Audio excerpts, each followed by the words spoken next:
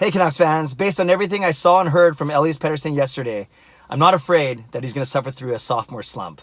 I'm Clay Emo, I'm at Canuck Clay on Twitter, I'm at Clay Emo on Instagram. I'm the founder of the GLCBC, the Good Looking Canucks Positivity Club, and this is my Canucks take, all in one take. It's Clay's Canucks commentary for Thursday, September the 5th.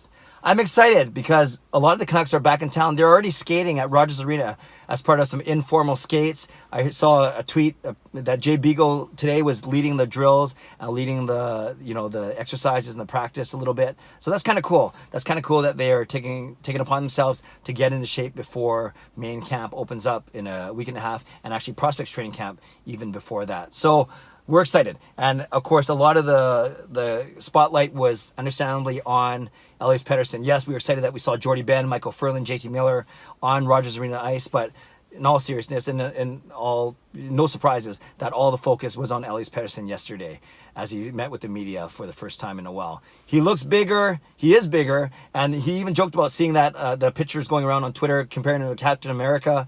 And he actually talked about not so much his upper body, how much he's getting bigger that way, but he said he's been really working on his lower body, in particular the power in his legs. And, he's going to be heavier than the 165 pounds he was listed at last year. He already looks like it. And he's talking like he's gained weight, he's gained muscle. And in particular, like I said, working on his core, working on his lower body, and especially his legs, that will give him obviously more power when he's skating, make him harder to take the puck from, win puck battles along the boards and in the middle of the ice. And of course, probably lead to just being in better shape overall and not getting as tired. And that's another thing he said, is that he did admit that he got tired at the end of last season. It was a full, 71 games for him, not 82.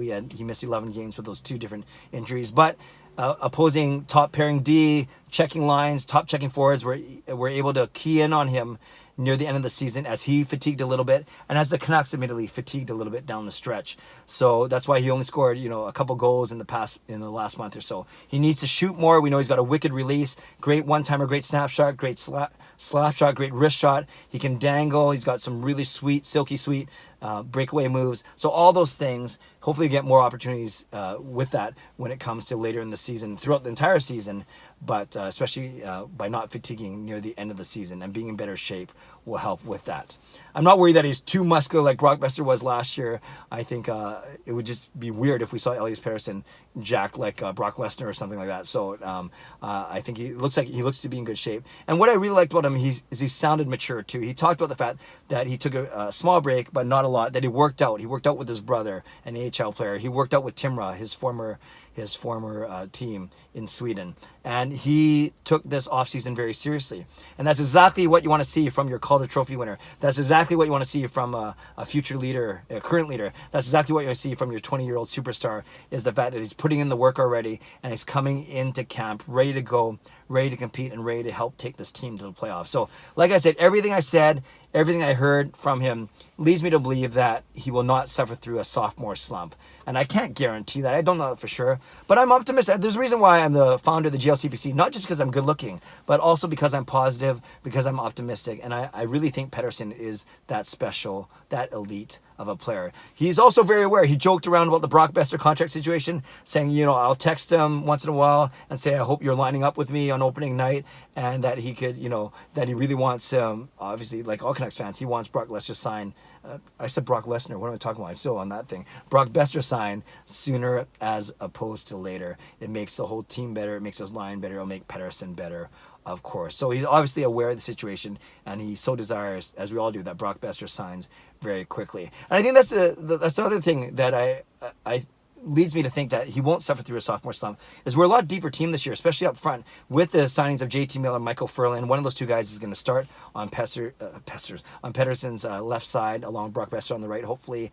And by simply having higher quality players playing with Pettersson, it's going to free him up. It's going to make more difficult for opposing teams and D-men and checking forwards to focus just on Pettersson like they could do last year. Basically, as long as they shut down Pettersson, Besser, and Horvat, they were fine. Now they got to worry about shutting down Miller and Michael Furlan and a full season of Tanner Pearson and renewed confidence, hopefully, and motivated Sven Berchi, Nikolai Goldobin, and Jake Virtanen. So the Canucks are a lot deeper, a lot more dangerous up front, and naturally, intuitively, that would mean less attention on Pettersson, freeing him up to score more goals, to set up more plays, get more assists, to make great passes, to set up plays overall. So for all those reasons, the fact that he sounds and he more mature, he had a great off-season of training. He's coming in bigger and stronger and likely even faster. Got another year under his belt.